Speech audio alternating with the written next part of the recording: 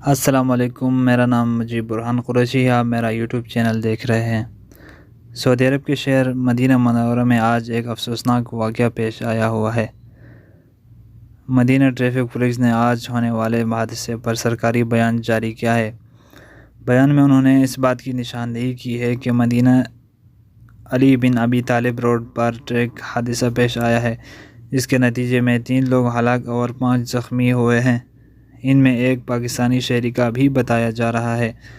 ذرائع نے اس بات کی تصدیق کی ہے کہ ٹرک ریت سے لدا ہوا تھا۔ ٹرک شہر کے مشرق خاص گریدہ روڈ اور مہد الوہاب کے مابین میں سے ایک کونے سے آیا ہوا تھا۔ رپورٹ میں کہا گیا ہے کہ ٹرک کا بریک فیل ہونے کی صورت میں گاڑی نے کنٹرول کھو دی اور حادثے کا شکار ہو گئی۔ مزید اس طرح کے نیوز اپڈیٹ کے لیے میرا چینل کو سبسکرائب کیجیے اور ساتھ میں لگے بیل آئیکن کو بھی دبا دیجیے تاکہ نیکسٹ ویڈیو کی نوٹیفیکیشن آپ تک پہنچ سکے۔ شکریہ۔